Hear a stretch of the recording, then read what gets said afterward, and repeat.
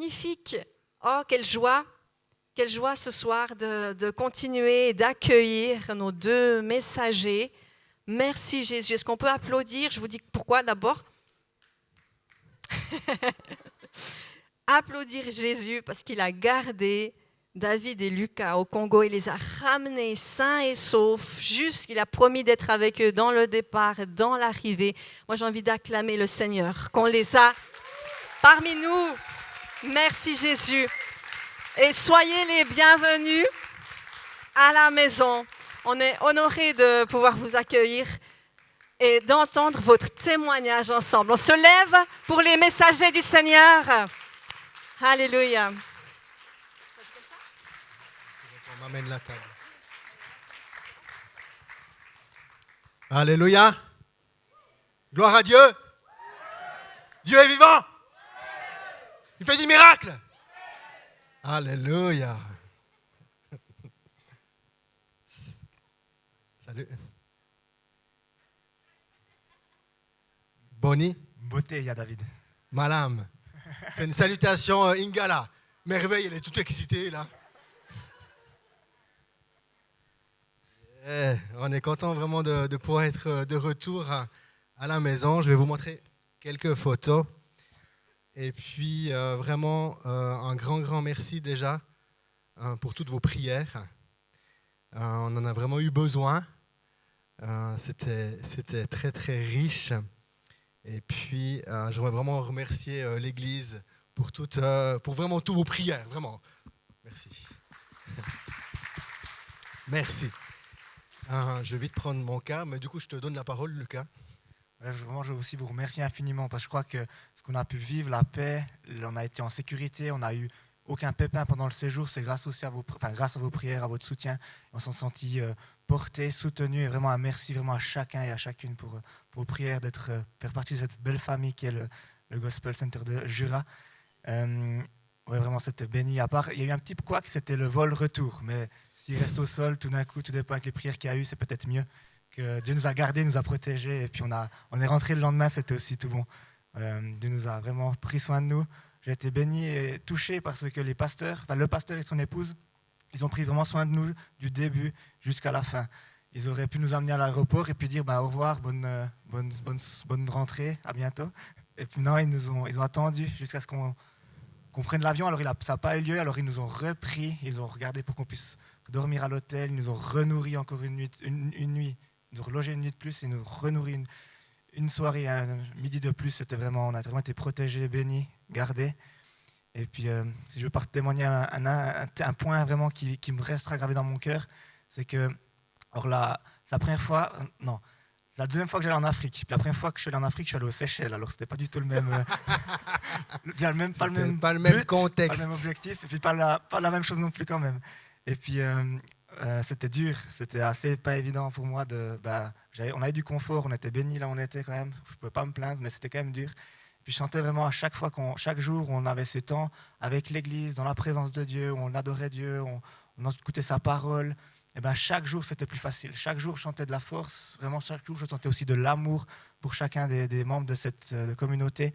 Vraiment, ils nous ont vraiment été bienveillants, ils nous ont accueillis comme des rois. On a vraiment été bénis. Et ça a vraiment touché mon cœur, la parole nous dit qu'il n'y a qu'un seul esprit. Puis l'esprit qui est ici, qui a animé vos prières, il a vraiment touché et animé aussi les cœurs des personnes là-bas. Et vraiment, c'était pour moi miraculeux et vraiment puissant. Voilà. Yes, amen. Tu veux encore dire quelque chose? Non, mais moi j'aimerais dire quelque chose au sujet de Lucas. Vous savez, l'apôtre Paul, il partait en voyage. Quand j'ai reçu l'invitation pour aller à Kinshasa, j'ai choisi celui avec qui je voulais partir. Et puis, je me suis dit, mais Lucas, j'aimerais le choisir. Et puis, durant tout le voyage, j'ai découvert un Lucas. On peut se découvrir ici, puis apprendre à se connaître.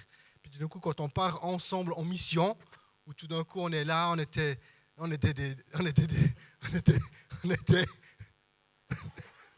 comme ça pendant 10 jours, ok? Quand on est rentré mardi soir, tout d'un coup, au mercredi matin, j'étais content d'être à la maison et tout. Le mercredi matin, je me lève, puis j'étais là, mais il est où Lucas? Il est où Lucas? Et puis j'ai découvert un homme envers qui on peut compter. J'ai découvert un homme d'une force exceptionnelle. Il a une capacité de pouvoir rebondir dans ce qu'il est en train de vivre. Puis tout d'un coup, il a une capacité de dire non, je ne pense pas de cette manière, mais je m'ouvre au Seigneur, puis j'accueille ce qu'il a pour moi. Et puis, j'ai vraiment vu Lucas pendant ce séjour complètement s'ouvrir comme une fleur. C'était vraiment magnifique. Ouais, on peut vraiment l'applaudir.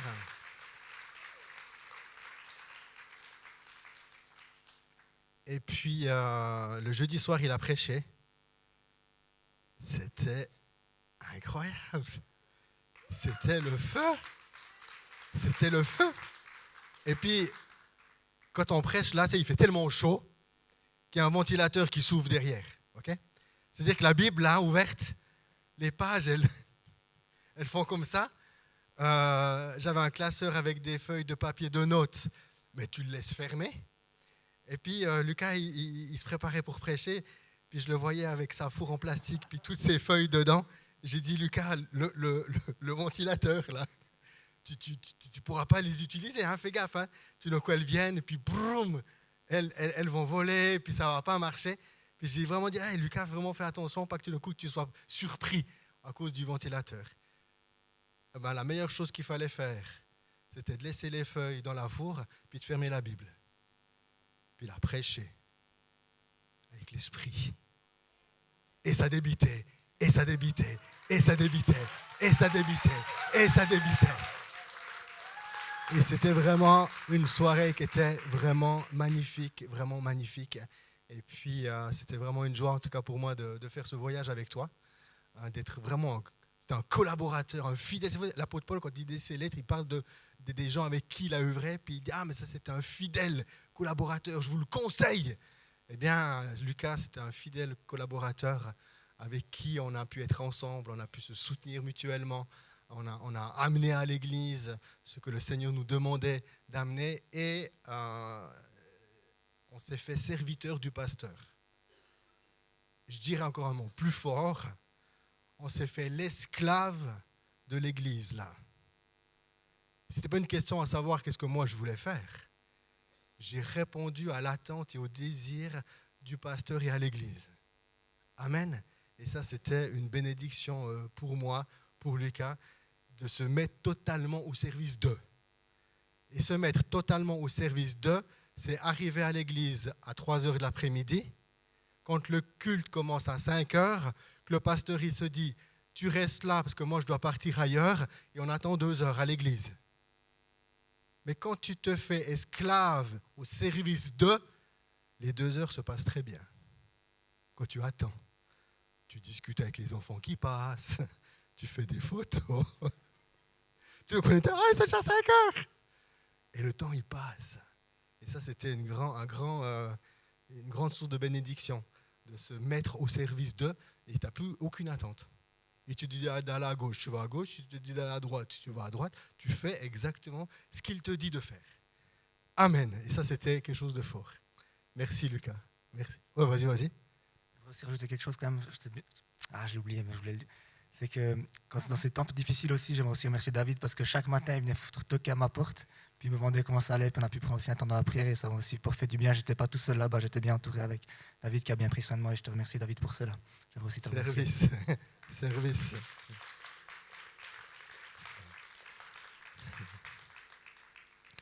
Alors ici, vous voyez le drapeau du Congo. Par rapport à l'ambiance de la ville, on n'est resté que à Kinshasa. Et puis on était de l'hôtel où on dormait, on était à 5 minutes à pied là où le pasteur habite. Et puis en temps normal, de la maison du pasteur à l'église, en temps normal, c'est un peu, 45 minutes, une petite heure pour aller à l'église, en temps normal. Et puis une fois, il y a eu des bouchons, on a fait plus de 3 heures. Il y en a fait plus de 3 heures dans une voiture où il n'y a pas la clim. Du coup, tu ouvres quand même les fenêtres pour un petit peu avoir de l'air. Et puis, au milieu d'une poussière et une pollution, des voitures exportées de chez nous, qui sont plus, on n'ose plus les rouler ici, mais ils sont envoyés. Et puis, je me suis dit que Greta, elle devrait aller à Kinshasa pour son problème d'écologie. Puis qu'elle arrête un petit peu de nous embêter ici. Alors, je suis hyper sérieux. Je suis hyper sérieux. Il faudrait qu'elle nous lâche un peu la grappe, puis qu'elle aille un petit peu à Kinshasa faire un petit peu de l'écologie. Kinshasa, c'est 17 millions d'habitants. Mais eux, ils disent qu'ils sont à 20 millions. Puis les 20 millions d'habitants, c'est tous les gens des villages du pays qui se déplacent pour venir en ville pour deux raisons. À cause de la guerre, parce que c'est un pays qui est en guerre depuis 30 ans. Ça fait 30 ans que ce pays est en guerre. Et à cause de la pauvreté, les gens du village quittent parce qu'ils se disent « ça ira mieux en ville ». Alors ils sont tous en train de quitter et ils arrivent à Kinshasa. Il y a environ, ils disent 20 millions d'habitants. Pour te rendre compte de la surpopulation, je me suis fait un petit calcul par rapport à Delémont. La commune, je parle juste de la commune, je ne parle pas de la vallée, juste de la commune. Delémont, la commune de Delémont, c'est 12 800 habitants. Si demain Delémont devrait venir comme Kinshasa, elle devrait avoir une population de 651 000 habitants. 651 000 habitants dans la commune de Delémont, et Delémont deviendra comme la ville de Kinshasa. Alors maintenant, tu essayes d'imaginer toute la tension qu'il y a dans la ville, parce que les gens vivent l'un sur l'autre, et tu t'imagines, tu veux partir de chez toi pour aller à tel et tel endroit. Tu réfléchis à 3 secondes, tu réfléchis un moment avant de partir. Tellement qu'il y a du monde sur la route. Et ça, c'était toute l'ambiance de la ville. Ah, pourquoi ça ne va pas? Ah.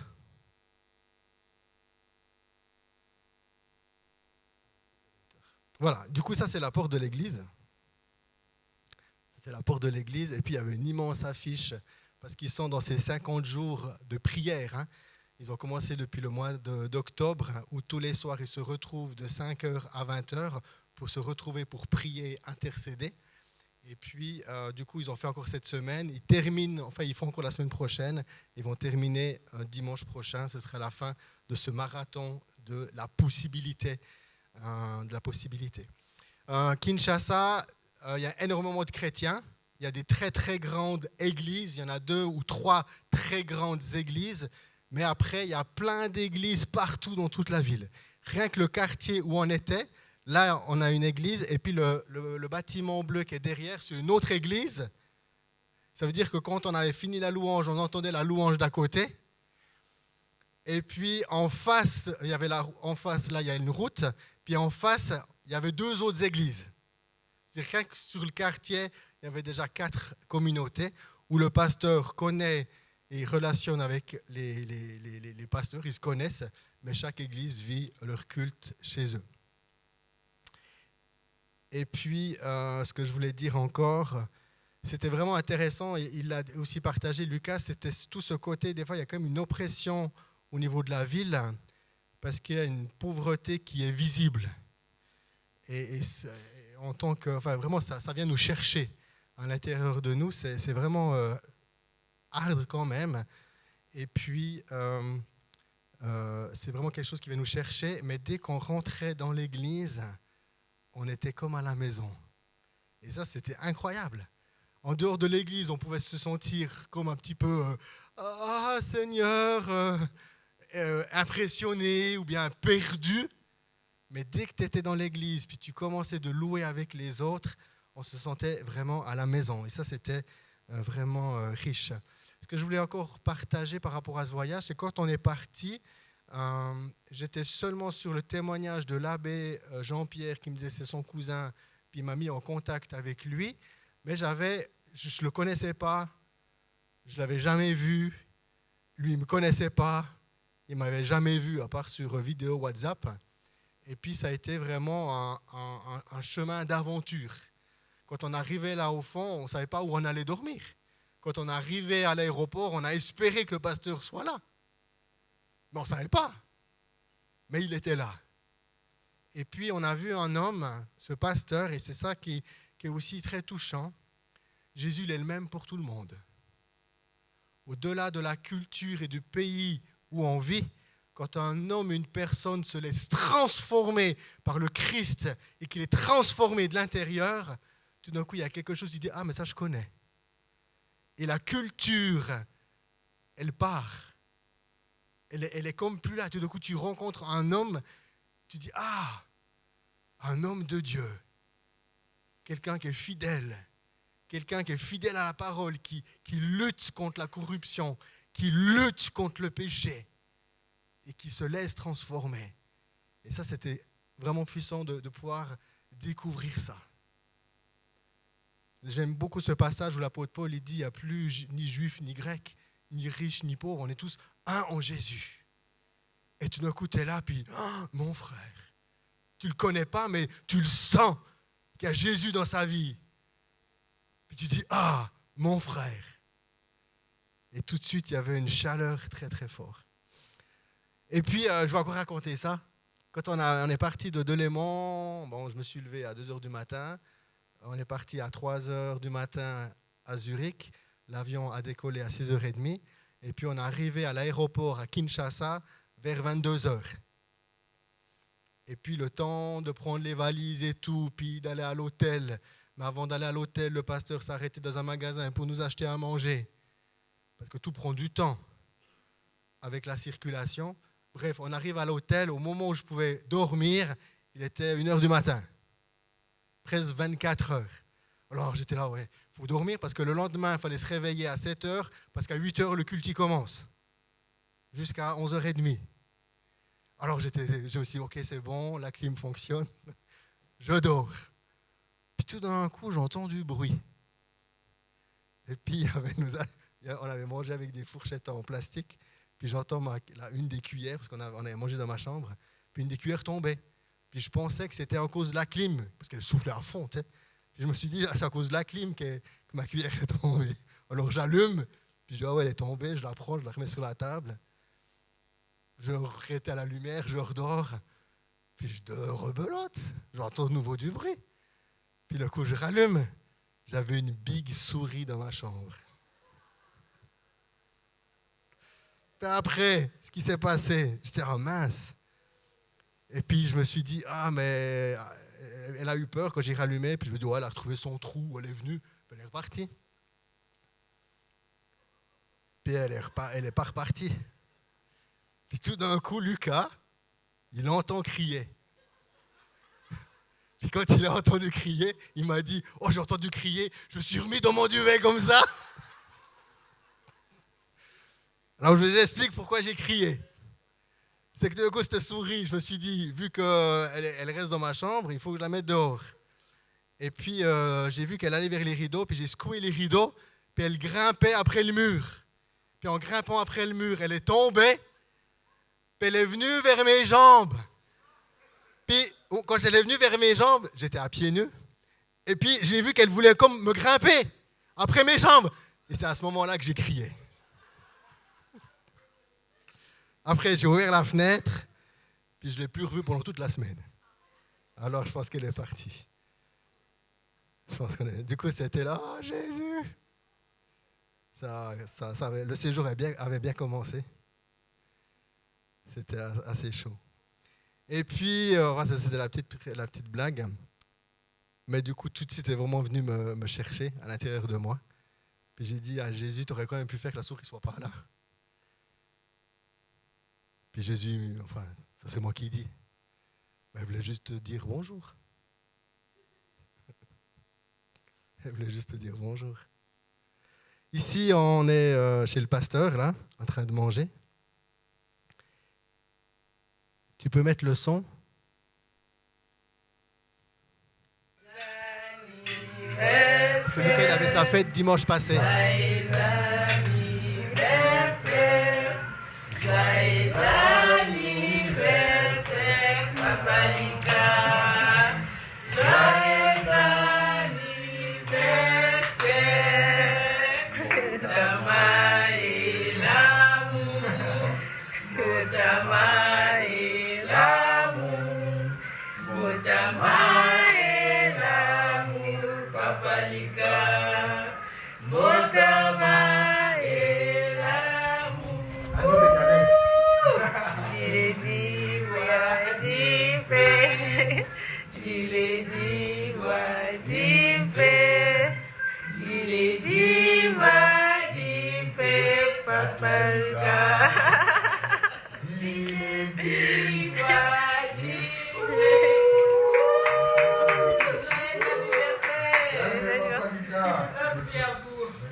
Quand on a la maison, on va pas les gars au Congo. Vraiment. Toute sa vie. Ça marque l'histoire des papas Lika pour toujours. Ça, c'est au Congo, RDC et l'autre au Makassi. Yes, c'était aussi un moment riche. Du coup, Lucas, il s'en souviendra tout le temps. 25 ans à Kinshasa, ça, on n'oublie pas. Yeah. Oui, ça c'est aussi intéressant parce que dans leur culture chez eux, c'est bon. Moi, je m'appelle Pasteur David. On m'appelle tout le temps Pasteur David. Et puis Lucas, c'était Papa Lucas. Et puis dès qu'un homme ou une femme se marie, eh bien, c'est Papa Lucas, maman Lucie. Et puis c'est comme ça que tout le temps on vient, puis on se parle. Et c'est vraiment toute la dimension de l'honneur par rapport à ce qu'on fait au niveau de l'autre. Et la chose aussi qui était intéressante, c'est que je vous explique un culte, comment ça se déroulait. Par exemple, on va prendre dimanche matin ou le soir, c'est égal, ça commence à 8 heures. Mais les gens ne viennent pas à 8 heures. À 8 heures, il y a le président qui est là, 2-3 personnes à la louange, plus 2-3 femmes qui sont là, et il commence le culte. Mais ça commence le culte à fond. C'est prière d'intercession, on prend autorité, on loue le Seigneur, on prie, et la personne qui préside, il préside comme si la salle était pleine. Et puis il y va à fond, la sono à fond, et puis il commence d'intercéder. Et puis au moment où le culte commence à 8 heures ou bien à 5 heures, eh bien moi, Lucas, avec le pasteur, on allait dans son bureau. Et on était dans le bureau pendant toute la prière d'intercession. On était dans le bureau pendant ce temps que l'église intercédait, priait, louait le Seigneur. Nous, on était dans le bureau. Et puis, arrive à un certain moment, après 1 heure de temps environ, eh bien, il y a quelqu'un qui venait dans le bureau, une personne de l'église. Il prenait ma Bible, la Bible de Lucas, et puis il portait nos affaires. Et on allait là où il y avait nos places, qu'on était comme ici, enfin on était devant. Et puis il portait nos affaires. Puis au moment où je devais aller prêcher, eh bien à nouveau quelqu'un qui reprend mes affaires, qui les pose sur le lutrin et tout, et puis qui prépare. Puis quand j'ai fini de prêcher, moi je ne prends pas ma Bible, c'est lui qui revient prendre ma Bible et qui me l'amène de nouveau vers moi. Et puis ensuite après on rentre dans un temps de ministère, de prière, de guérison, de délivrance. Et puis, au moment où il y a l'offrande, nous, on se lève, puis on repart dans le bureau, et le pasteur finit le culte environ encore pendant 20 minutes. Il reprend tout ce que j'ai prêché, et il parle encore à l'église. Et il fait encore du temps de ministère. Et puis, une fois qu'il a fini ce temps, le pasteur vient au bureau, et on a fini notre soirée. Mais on doit rester au bureau. Parce qu'au bureau, après, viennent toutes les personnes qui veulent demander la prière. C'est-à-dire que tout se passe dans le bureau du pasteur et les gens viennent un après l'autre dans le bureau pour prier par rapport à sa demande. Et il y a une famille qui est venue demander la prière. Puis le pasteur me dit, lui, il demande la prière pour sa famille. Puis il vient, puis quand il arrive avec il avait 3 enfants avec lui. Puis il dit, attends, il y a encore les autres qui arrivent. Du coup, il y a son épouse qui est arrivée, le bureau est devenu trop petit parce qu'il y avait les 10 enfants qui étaient là. Et puis, tout le coup, on doit venir, on a commencé de prier. On n'a pas beaucoup de détails, mais il faut prier pour toute la famille. Puis les 2 enfants qui sont là, il y a un esprit de mort qui les persécute. Puis il faut commencer de prier puis d'intercéder. On n'a pas plus de détails, on n'a pas plus de choses. Et on vient, puis on commence d'intercéder et de prier pour cette famille, contre l'esprit de mort qui règne dans la vie de cette famille. Et puis c'était comme ça chaque soir. C'était comme ça chaque soir et c'était vraiment un moment riche. Alors ici sur la photo, on a le pasteur Frédéric Boucolet, et puis son épouse, maman Déborah. C'est vraiment des gens vraiment des hommes de Dieu, une femme de Dieu. Ils rayonnent vraiment Jésus. Et la chose qui était vraiment très touchante pour moi, c'est que Lucas et moi, on a payé notre billet d'avion pour aller là au fond, Mais tout notre séjour là, c'est tout le pasteur et l'église qui a pris en charge. On n'a pas déboursé un sou. C'était vraiment très, très touchant. C'était vraiment très, très touchant. Et il voulait qu'on amène la parole. Il voulait qu'on bénisse l'église. Il voulait qu'on prêche. Et je le dis comme ça, il ne voulait pas mon argent. Il ne voulait pas mon argent. Mais il voulait la bénédiction de Dieu qui était sur moi, qu'elle puisse couler dans son église. Et ça, c'est quelque chose qui m'a vraiment beaucoup touché par rapport à ça. Ici, on a une petite photo où on voit un peu les rues à Kinshasa, un petit peu de comment les rues étaient. Elles étaient bondées, il y avait vraiment beaucoup de monde. Ici, c'était un carrefour. Quand on regarde la photo, tu as l'impression qu'il n'y a pas beaucoup de monde. Mais il y a une pétée de monde quand même, parce qu'il y a les 50 motos qui sont derrière, qu'on ne voit pas sur la photo, avec les camions puis les voitures. Et puis, ça klaxonne beaucoup. Du coup, là, ici, j'ai une autre. Voilà, ici, on voit un peu plus une image. Voilà comment c'était le trafic.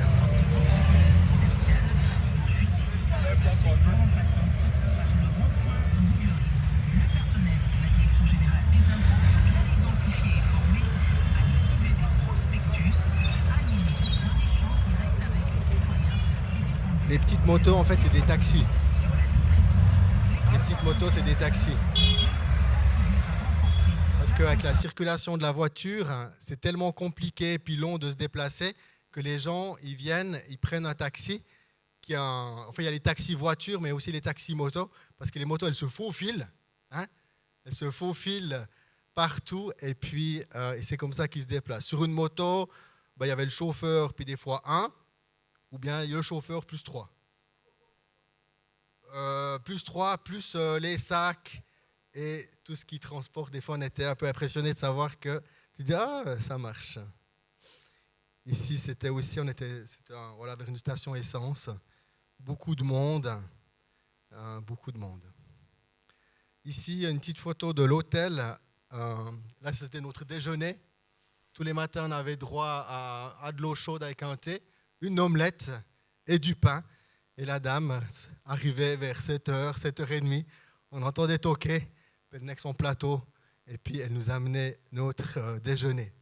Ensuite, au milieu, on voit la cour de l'hôtel. Et puis ici, c'était ma salle de bain. Alors les 2 seilles, c'était l'eau que j'utilisais pour me doucher. Parce qu'il n'y avait pas de tuyau. C'est-à-dire qu'on devait... Lucas, il avait gardé ses bouteilles d'eau pour se les verser sur la tête. Puis moi, j'avais un petit bol que je prenais l'eau comme ça et puis que je me versais sur ma tête. Et c'est comme ça qu'on se douchait et qu'on se lavait. Ensuite, ici, cette photo, on arrive à l'église, c'est le dimanche matin. Je n'avais pas bien dormi à cause de la souris. Ouais, j'avais comme le sourire, mais je n'avais pas bien dormi à cause de la souris. Puis j'avais 24 heures de voyage. Et puis, ils nous ont offert un bouquet de fleurs, des roses. C'était vraiment pour nous accueillir. Et puis, il y avait tout un cortège vraiment de personnes qui nous attendaient, qui étaient vraiment mandatés. Puis, au moment où on est sorti du véhicule, ces gens ils sont venus vers nous pour nous accueillir. Ils voulaient porter notre sac. Et puis, quand on arrive à l'église, ils nous offrent ces fleurs pour vraiment nous souhaiter vraiment la bienvenue. Ils étaient vraiment tellement heureux qu'on puisse être chez eux dans leur église. La communauté du pasteur ici, c'est une jeune église. Avant, il était dans une autre communauté. Je n'ai pas forcément demandé plus de détails. Mais l'église où on était, c'est une jeune communauté. C'était une jeune implantation du pasteur. Et puis, voilà, c'est comme ça qu'ils nous ont accueillis. Dans l'église, il y avait environ une centaine de personnes. Ici, c'était pendant ce temps qu'on attendait, parce que, tu vois, comme j'ai dit, on arrivait à 3h et puis pendant ce temps que le culte commençait, on faisait connaissance. Et ici, c'est mon amie. C'est mon amie et chaque fois on a appris à se connaître. Et à chaque fois qu'elle me voyait, qu'elle nous voyait, aussi avec Lucas, elle venait vers nous pour venir un petit peu jouer.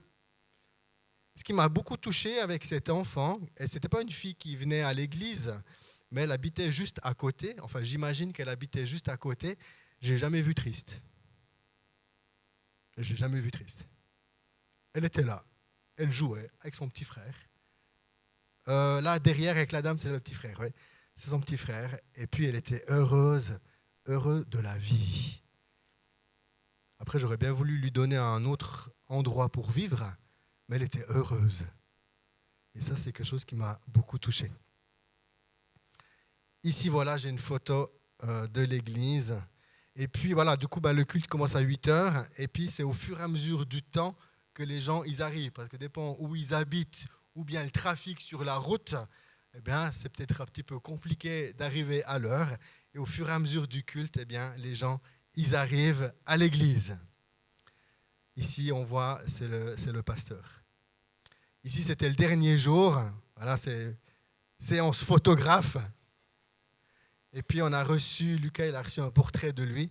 Moi aussi, j'ai reçu un portrait qu'ils nous ont offert. Ça, c'est les chemises. Je ne sais pas si tu merveilles, hein, c'est vraiment du tissu, tout le symbole du pays qui vient de Kinshasa. Ensuite, ici, on a Lucas qui a prêché. Yes, c'était vraiment bon. Il a même animé un ton de louange. Le dimanche, le pasteur, quand le pasteur il a appris qu'il chantait, il dit, mais il faut que tu chantes aussi. Et le dernier dimanche, alors j'ai pas mis la vidéo, Lucas est content. Non, mais il a fait ça comme un chef. Hein. Il a fait ça comme un chef. Il a leadé un chant et c'était vraiment magnifique. Il leur a partagé un petit peu le chant et la mélodie. Et le groupe de louanges, au fur et à mesure que Lucas chantait, le groupe de louanges, il s'adaptait avec la mélodie et il jouait. À la fin du chant, tu as toute l'église qui chantait. Ah, c'était vraiment magnifique. C'était vraiment magnifique. Ensuite, voilà, c'est une photo de moi quand j'ai prêché. On a prêché tous les soirs. Et puis, le dimanche, je ne savais pas trop combien de temps il fallait que je prêche. Et puis, il me semblait que j'avais déjà fait assez. Puis j'ai arrêté, puis ils ont rigolé. Parce que je n'ai pas prêché longtemps. Puis je dis, c'est bien, on aura plus de temps. Alors là, le lundi, Bible fermée, on s'est lâché complètement. Puis le pasteur, il allait derrière l'église pour me dire, il faut que tu arrêtes de parler. Alors ça, c'était rigolo. Et puis, le mardi, je me lève parce que on faisait vraiment calme le matin, jusqu'à midi. Après, à midi, on allait chez le pasteur. Et puis, le matin, je prie, je cherche vraiment Seigneur, aujourd'hui, il me donne une pensée et il me dit, aujourd'hui, tu vas rire la journée. C'est-à-dire, tu vas rire. Puis j'étais là tout content, génial, c'est une super journée, on sera dans la joie, il y aura beaucoup de rire. Alors on arrive chez le pasteur, on mange, le ciel était un peu couvert, mais ça allait encore. Et puis on part, puis c'est là qu'on a fait 3 heures de bouchon. Je vais rire. On a fait plus de 3 heures de bouchon. Enfin, on arrive à l'église. Hein. Tu es là, mais quand tu arrives à l'église, tu es épuisé. Après, il faut aller prêcher. Mais au moment où on arrive à l'église, il y a la pluie qui est arrivée.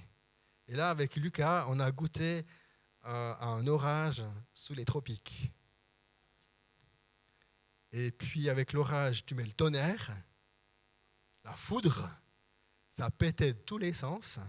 Et tout d'un coup, la foudre est tombée, mais vraiment juste à côté de l'église. J'ai vu la lumière bleue de la foudre venir dans le léco et le bâtiment a tremblé. Puis il pleuvait tellement que la tôle avait des trous. Du coup, il pleut dans l'église. Puis vu qu'il pleut tellement, avant 5 heures, parce que le pasteur il dit il faut qu'il pleuve après 5 heures. Comme ça, les gens ils sont quand même venus. Mais s'il pleut avant 5 heures, les gens ils restent à la maison. Les gens sont restés à la maison. Mais on continue de faire comme une soirée. Je n'ai pas prêché ce soir-là, mais on a prié avec les gens qui étaient là. Et tout d'un coup, je vois un jeune qui arrive, parce qu'il est quand même venu, mais il était fin trempe. Il était là, puis il commençait après de prier, puis il commençait de chanter. Puis il est arrivé dans l'église, il était fin trempe, mais il n'est pas resté sur sa chaise. Il s'est levé, puis il commence de prier. J'étais là, puis quand j'ai vu ça, j'ai dit, oh, quelle ferveur! Quelle volonté! Et puis au milieu de la pluie, il y a les pannes de courant. Mais imagine, ils sont en train de prier. Quand ça prie, c'est pas Seigneur, C'est pas ça, hein? Sharabalayamandara, Seigneur Dieu! Puis il n'y a pas que le pasteur qui crie comme ça. Toute l'église crie comme ça. Et tout d'un coup, panne de courant. Ben moi, je me suis dit, tout le monde va s'arrêter de prier. Il y a une panne de courant, le micro du pasteur ne marche plus. Il ne s'arrête pas. Il se laisse pas arrêter par ce genre de choses. Il ne se laisse pas arrêter par ça. Le courant s'arrête, mais tout le monde continue de prier. Tout d'un coup, il y avait des problèmes avec la technique, où tout d'un coup, on n'avait plus de son. Mais le pasteur, il continue de parler. Juste quand le son revient. On ne s'arrête pas. Et on ne se laisse pas distraire par les choses qui pourraient arriver. Et ça, c'était vraiment très, très touchant. Ici, j'ai une autre vidéo encore.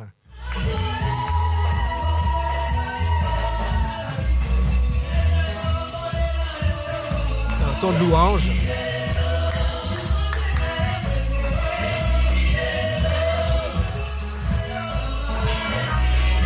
Il n'y a pas beaucoup de monde encore parce qu'on est au tout début du culte. Au fur et à mesure, les gens ils vont arriver et puis la salle va être pleine. Et Lucas, il louait le Seigneur à fond.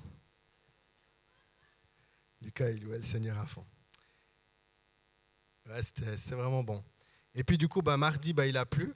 Et puis mercredi, on a vraiment vécu une soirée, c'était le ciel sur la terre. Mercredi soir, c'était vraiment incroyable. Et puis le jeudi, Lucas, il a prêché, puis c'était de nouveau le ciel sur la terre. C'était vraiment un temps béni. Chaque soirée était riche dans tout ce qu'on a pu expérimenter et vivre avec le Seigneur. Et je donnerai encore ce témoignage de mercredi soir où j'ai parlé de la joie. Et puis que la joie, c'est « Je suis l'Éternel qui te guérit ». Rien que cette parole doit te rendre joyeux. Parce que la parole de Dieu, il n'est pas un menteur. Il n'est pas un menteur, Dieu. Le père du mensonge, c'est le diable. Ce qu'il dit, il le fait. Alors rien que de cette déclaration de dire « Je suis l'Éternel qui te guérit » doit te mettre en joie. Et on a vraiment vécu une soirée et puis j'ai invité vraiment les gens à être dans la joie.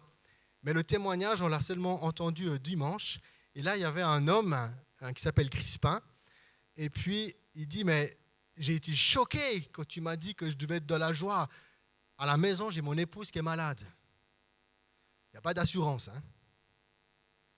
C'était, est-ce qu'on va à l'hôpital ou pas? Mais si on va à l'hôpital, il y a tout le problème des finances. Parce que si tu n'es pas là, si tu ne peux pas payer, ils ne te soignent pas. Puis au niveau des finances, c'est quelque chose vraiment qui pèse sur eux. Parce qu'il y a quand même une forme de pauvreté. Ils ne vivent pas la même vie que nous ici en Suisse. Hein. Ils vivent pas ce n'est pas la même réalité. Et tout d'un coup, cet homme, il s'est dit, je vais être dans la joie. Je veux croire que le Seigneur, il guérira ma femme. À la fin du culte, il est venu demander la prière. On a prié pour son épouse qui s'appelle Nathalie. Et le soir, quand il est rentré à la maison, il a vu sa femme en bonne santé. Il a vu sa femme en bonne santé. Et ça, c'était incroyable.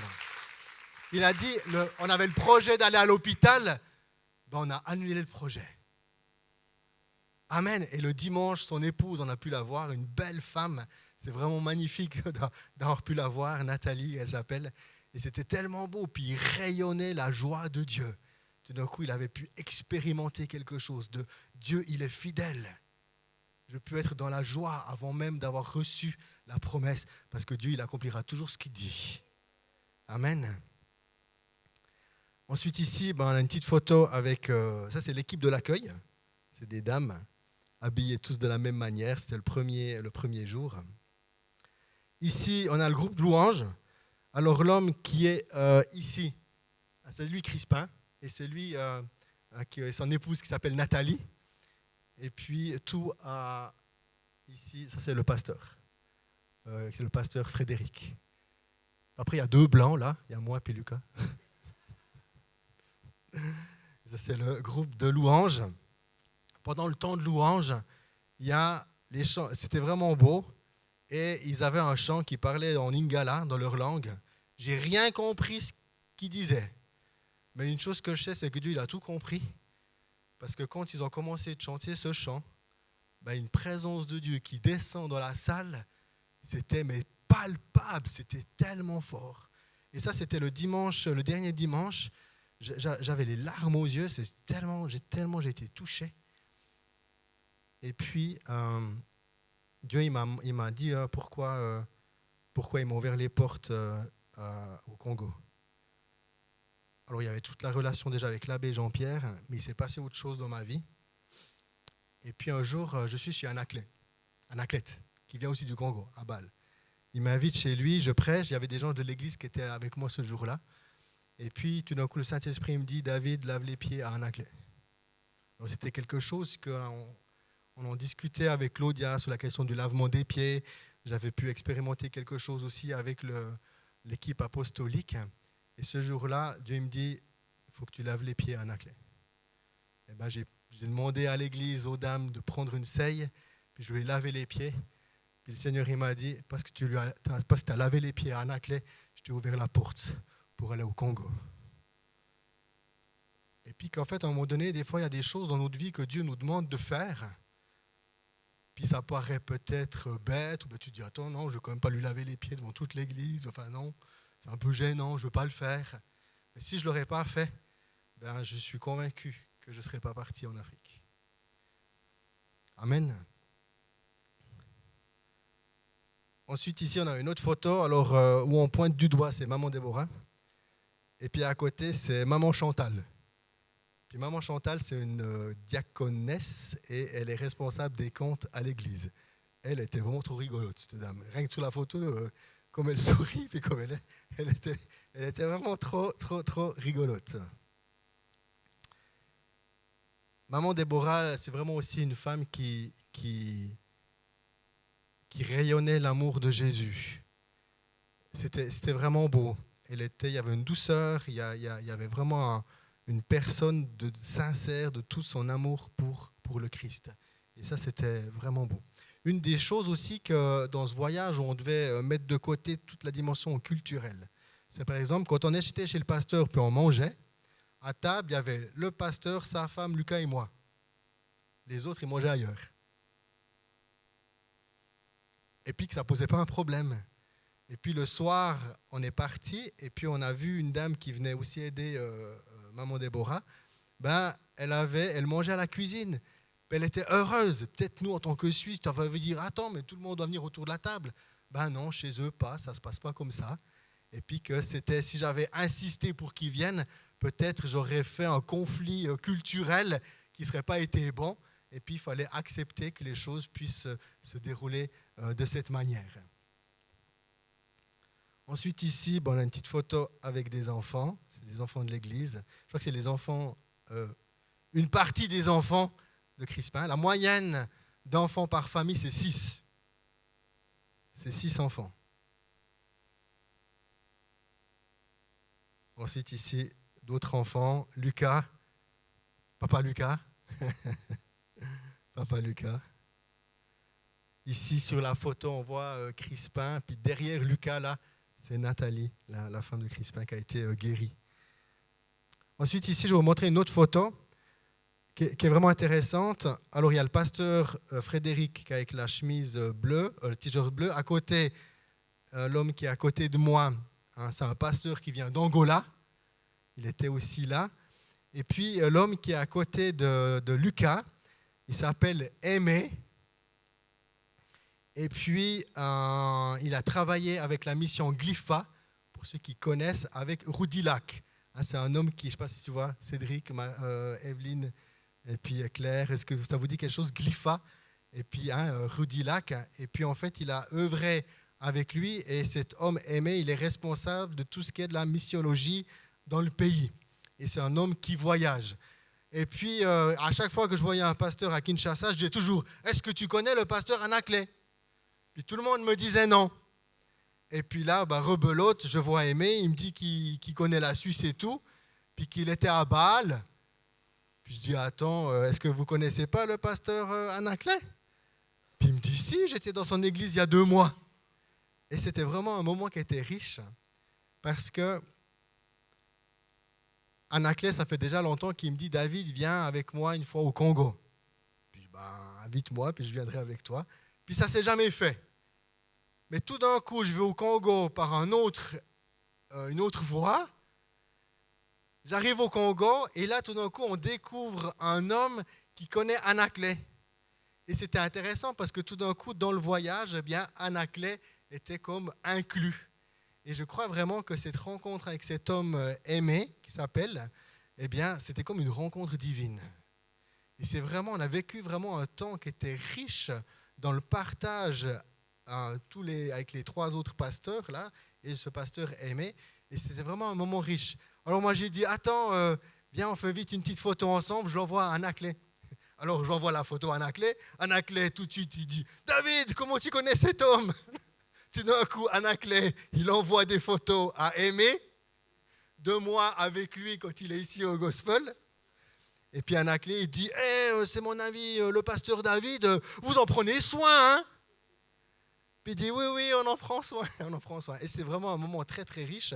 Et je crois que Dieu nous a envoyé, Lucas et moi, au Congo, à Kinshasa. Dans les relations qu'on a déjà avec Anakle, qui vient aussi du Congo, on se retrouve là, tout d'un coup, on voit un homme qui connaît bien Anakle. Et puis, je crois vraiment que Dieu, il veut, je ne sais pas exactement quoi, comment, mais je sais une chose, c'est qu'il y a une porte qui est ouverte pour le Congo. Et ce sera à nous de pouvoir, en église, prier, chercher la face de Dieu, se laisser conduire. Mais je crois réellement qu'il y a une connexion divine avec ce pays. Quand on discutait avec Aimé, il racontait que... Ah, 19h42. On est en Afrique, c'est bon. Il racontait qu'ils ont connu des évangélistes au pays, comme Reinhard Bonnke, les orateurs Osborne, qui venaient, qui prêchaient aux foules et tout. Mais réellement, ce travail missionnaire, ils ne viennent pas.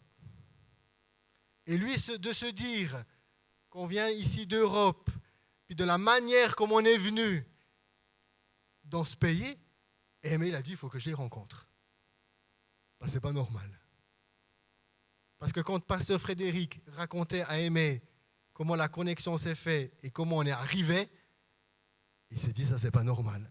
Il n'y a jamais un Européen qui vient comme ça en Afrique, de cette manière-là. Et puis, vraiment, on a vécu un bon temps ensemble et je crois qu'il y a quelque chose qui va encore s'ouvrir entre cette église et notre église, entre ce pays et notre pays, dans la relation aussi avec Anakle pour cette nation. Amen. Amen. Et une des choses que je pouvais ressentir spirituellement aussi dans le pays, alors je faisais attention de ne pas trop en discuter parce que le pasteur Frédéric, je ne le connais encore pas super bien, puis j'étais aussi bienveillant envers lui. Eh bien, Aimé, il me dit, ici les chrétiens, c'est comme, ils aiment le Seigneur de tout leur cœur, mais il n'y a pas de profondeur en eux. On a une église où il y a beaucoup de chrétiens, mais il n'y a pas beaucoup de profondeur. On a tellement besoin de personnes qui viennent et qui nous enseignent. Et je crois qu'il y a vraiment une porte qui s'ouvre pour pouvoir aller enseigner la parole de Dieu afin que la nation change. Amen. Afin que la nation change. J'ai bientôt terminé. Voilà, ça c'était le lundi matin. On était là, Seigneur, fais que l'avion soit là. Tout d'un coup, on regardait. Lucas il était avec son téléphone. Puis il me dit, David, les avions qui doivent venir, ils ne sont pas partis de Paris. Puis je dis, Lucas, arrête avec ça, là, parce que ça me stresse. J'ai dit, arrête, parce que ça ne va pas aller, là. Non, on a les billets, il va venir. Non, mais j'ai vu, ils ne sont pas partis de Paris. Et après, il dit, ok, je regarde juste pour moi, alors. Non, mais après, il ne partageait plus. Après, quand ils sont partis réellement de Paris, il m'a dit, c'est bon, ils sont partis. Mais on espérait vraiment, et puis ça, voilà, une petite photo dans les airs. Et puis, on était de retour à la maison. On rend vraiment gloire à Dieu pour ce voyage. C'était vraiment une richesse de pouvoir aller dans ce pays.